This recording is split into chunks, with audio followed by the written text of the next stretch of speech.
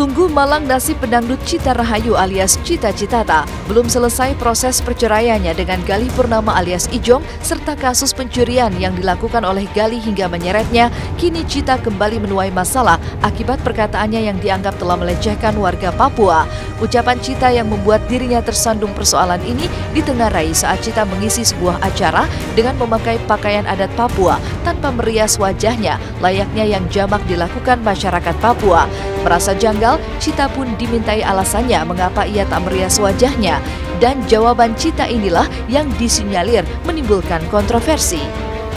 Jadi awalnya itu Cita kan ada off air nyanyi di PRJ pada saat itu dan pakai baju adat Papua saat itu. Nah pas lagi ditanya, pertanyaannya seperti ini, Cita kenapa mukanya nggak dicoreng-coreng? Gitu. Jadi Cita jawab, oh iya mukanya dicantikin, jadi nggak kayak orang Papua kan, gitu. Oh enggak, sumpah enggak pernah berbicara seperti itu. Cita sangat menghargai, Cita sangat bangga sama adat Papua, bangga banget pada saat itu karena Cita juga baru pertama kali pakai adat Papua gitu, pakai baju adat Papua dan perform juga dengan nyanyi. Mungkin nggak menyanyikan lagu Papua tapi nyanyi lagu Cita, tapi itu Cita bangga banget pakai baju Papua gitu. Jadi bukan maksudnya untuk ini loh Cita tetap cantik atau gimana, enggak, tapi memang adat Papua kan khasnya pakai corengan. Jadi dipertanyakan sama wartawan itu kenapa Cita nggak pakai coreng-coreng gitu. Karena menurut Cita ya harus dicantikin karena kan penyanyi, terus juga nyanyinya sakitnya tuh di sini, nggak nyanyi lagu Papua gitu. Jadi bukan karena masalah Cita menghina atau kayak gimana, hanya saja ya itu semua harus klarifikasi ulang.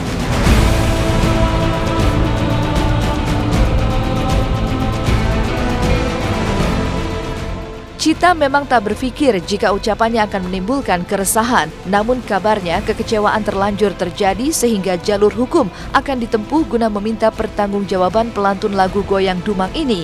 Bahkan rencananya hari ini kuasa hukum dari perwakilan masyarakat Papua akan mengadukan Cita ke Komnas HAM, kemudian dilanjutkan ke Komisi 10 DPR RI hingga melaporkan Cita ke Polda Metro Jaya. Lantas, siapkah Cita menghadapi tuduhan berlapis yang bisa saja menyeretnya ke dalam jeruji besi? Nah ini karena ini kaitannya dengan SARA, ya. Nah, dengan ras suku Papua, ya.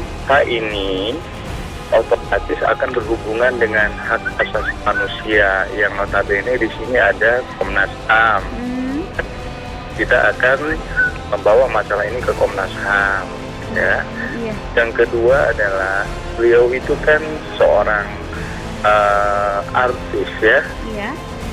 Di sini otomatis akan berhubungan dengan anggota DPR yaitu Komisi 10 ya. Nah, berhubung dia juga mengeluarkan statement yang menyinggung etnis Papua lewat satu stasiun TV swasta, ya kan?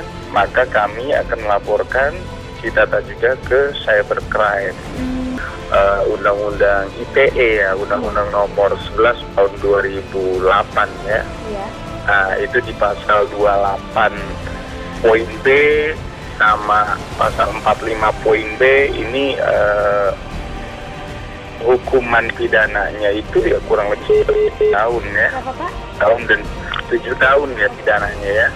Dan dendanya sekitar 1 miliar. Ya Allah, ya sebenarnya kalau misalkan harus direka ulang pun kan harus didatangkan saksi seperti wartawannya sendiri kan yang datang di UVR Cita gitu. Karena memang Citanya juga nggak bermaksud untuk melecehkan atau menghina. Bukan Cita menghina. Kalau Cita menghina mungkin Cita nggak akan memposting karena Cita cukup bangga banget. Alhamdulillah dikasih kepercayaan karena pada saat itu di event itu banyak sekali kayak waktu itu Putri Ayu pakai baju adat apa, terus Cita adat apa, terus semua orang adat apa. Jadi semua ada adat-adatnya. Pada saat itu Cita bangga banget dapat adat khas etnik Papua gitu. Masalah yang tengah dihadapi Cita saat ini barangkali terkait sukses yang telah diraihnya. Seperti kata pepatah, semakin tinggi pohon akan semakin kencang pula angin yang menerpanya. Namun benarkah jika dalam benak Cita timbul rasa ketakutan dengan hujatan yang diterimanya pasca ucapannya yang menuai kontroversi itu? Cita bukan takut atau apa, jadi Cita tahu mereka juga menghargai. Nggak akan mereka istilahnya kalau istilahnya dalam apa-apa orang nggak akan gigit kalau misalkan kita nggak gigit duluan gitu loh. Jadi kalau misalkan kata-kata Cita nggak menyinggung perasaan warga Papua, mungkin warga Papua juga nggak bakal ngebully Cita atau nggak marahin Cita atau nggak maki-maki Cita, gitu nggak mungkin. Ya karena ini semua salah paham aja sih. Cita cuma menjawab pertanyaan aja dari wartawan, terus tiba-tiba hanya perkataan Cita aja yang itu aja. Jadi meminta maaf yang sebesar-besarnya. Artinya mereka kecewa berat dengan Citata yang tadinya mungkin mereka respect, dan untuk kata Citata yang tidak melihat di satu sisi bahwa saudara kita di Papua itu artinya ini kan masalah ras dan etnis itu kan sensitif ya gitu. Jadi mestinya bicaranya Citata hati. Ya sedih sih, karena aku benar-benar cinta banget gitu. Kalau misalkan soal seni itu aku cinta banget karena aku juga kan lahir dari seni gitu kan. Aku seneng banget nyanyi gitu. Terus akhirnya tiba-tiba kan aku juga kan punya budaya juga kan. Kalau misalkan aku dihina juga budaya aku juga nggak seneng gitu loh. Jadi akhirnya kenapa kalau misalkan ada pro dan kontra atau ada masalah atau enggak, ya sebenarnya wajar-wajar aja sih. Konflik baru yang dihadapi oleh Cita Citata ini menambah panjang persoalan yang hilir mudik menghampirinya sepanjang perjalanan karirnya di ranah hiburan. Namun benarkah jika Cita bersedia bertandang ke provinsi paling timur di Indonesia itu sebagai bentuk permintaan maaf dan penebusan rasa bersalahnya? Begitu, sebenarnya Cita bangga banget pada saat itu pakai baju Papua. Sempet Cita posting juga kan di Instagram full etnik Papua. Jadi mungkin hanya kesalahpahaman aja dalam mungkin kan pertanyaan itu kan nggak keluar juga, hanya ada kata-kata Cita aja, jadi kesalahpahaman aja.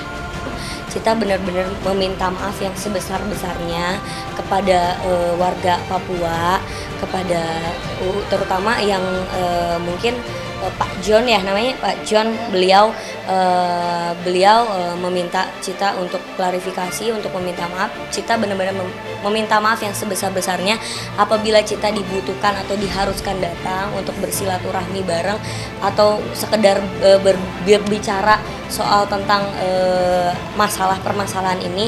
Dengan senang hati Cita bakal datang, Cita bakal bersilaturahmi.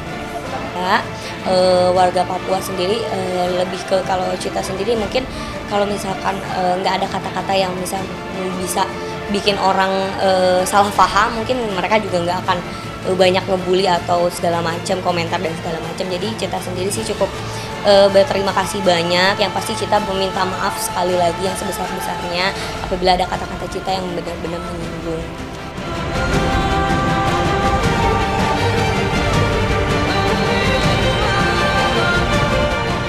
Sibuk mempersiapkan album barunya membuat Nazril Ilham atau Ariel yang merupakan pentolan grup band Noah tidak memiliki waktu untuk Sophia Muller.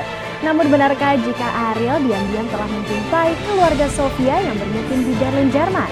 Dan benarkah pula jika Sophia telah siap menjadi ibu tiri dari Alia?